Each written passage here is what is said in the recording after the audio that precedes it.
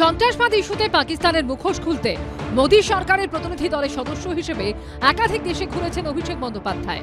এবার সেই অভিষেক বন্দ্যোপাধ্যায়ই পেহেলগাঁও কাণ্ড নিয়ে প্রশ্নে বিদ্ধ করলেন মোদী সরকারকে। এক্স হ্যান্ডেলে তৃণমূলের সর্বভারতীয় সাধারণ সম্পাদক লেখেন, প্রথম প্রশ্ন, কিভাবে 4 জঙ্গি সীমান্ত দিয়ে অনুপ্রবেশ করে 26 জন নিরাপরাধকে খুন করল? জাতীয় নিরাপত্তা লঙ্ঘনের দায় কার? দ্বিতীয় প্রশ্ন, যদি এটা গোয়েন্দা ব্যর্থতা হয় তাহলে কেন হামলার 1 মাসের মধ্যে আইবি প্রধানের কার্যকালের মেয়াদ আরো 1 বছর বাড়ানো হলো? তার কাছ থেকে জবাবদিহি না চেয়ে পুরস্কৃত করার কারণ কি? কোনো বাধ্যবাধকতা? ভারত সরকার যদি পেগাসাসকে বিরোধী দলনেতাদের বিরুদ্ধে, সাংবাদিকদের বিরুদ্ধে, এমনকি বিচারপতিদের ক্ষেত্রে ব্যবহার করতে পারে, তাহলে জঙ্গি কার্যকলাপ দমন এবং সন্দেহভাজনদের উপর এটা প্রয়োগ করতে কোথায় বাধা ছিল? তৃতীয় প্রশ্ন, এই নৃশংস ধর্মভিত্তিক গণহত্যায় অভিযুক্ত 4 জঙ্গি এখন কোথায়? তারা মৃত নাকি জীবিত? যদি তাদের হত্যা করা হয় তাহলে সরকার কেন তা পরিষ্কার করে বলছে না? আর যদি তারা বেঁচে থাকে তাহলে সরকার চুপ কেন? চতুর্থ প্রশ্ন, ভারত কবে পাক অধিকৃত কাশ্মীর পুনরুদ্ধার করবে? ভারত সরকার কেন আমেরিকার প্রেসিডেন্টের দাবির সরকারিভাবে জবাব দিচ্ছে না?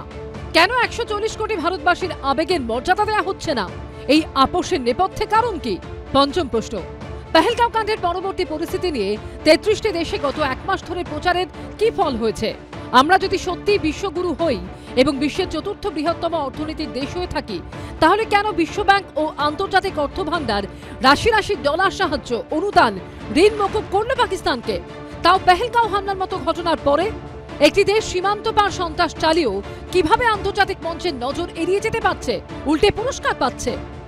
সর্বভারতীয় তৃণমূল কংগ্রেস 5 দফা প্রশ্ন কেন্দ্রীয় সরকারকে করছে। আমাদের সর্বভারতীয় সাধারণ সম্পাদক অভিষেক বন্দ্যোপাধ্যায় এই 5 দফা প্রশ্ন সকলের সামনে রেখেছেন। সন্ত্রাসবাদীরা ঢুকে মেরে দিয়ে গেল, তারা গেল কোথায়? তারা বেঁচে আছে না মরে গেছে? তারা ধরা পড়েছে না পালিয়ে আছে? তারা পাকিস্তানে ফিরে গেছে নাকি ভারতবর্ষের মধ্যে কোথাও রয়েছে আবার কোনো প্লট করবে বলে? এর উত্তর তো দিতে হবে। আমাদের দেশে রাহুল গান্ধীর মতো, অভিষেক ব্যানার্জির মতো বহু পলিটিশিয়ান আছে যারা পরিবারগতভাবে পলিটিশিয়ান, যোগ্যতা বিন্দুমাত্র নেই। তারা মনে করে বিদেশ নীতি নিয়ে 2-4টে যদি আলোচনা না করা হয় তাহলে একটু ইম্যাচিওর পলিটিশিয়ান আর কি হওয়া যায় না আর কি। স্বাভাবিকভাবে সেটা নিয়ে একটু নাক গলানোর চেষ্টা করছেন। সামনেই সংসদের বাদল অধিবেশন, সেখানেও এই ইস্যুতে রাজনীতির পারদ চড়তে পারে বলে মনে করছেন অনেকে।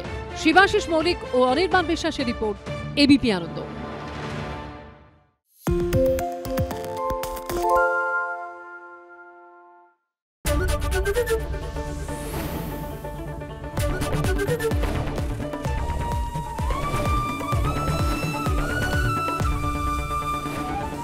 এবিপি আনন্দ, এগিয়ে থাকে, এগিয়ে রাখে।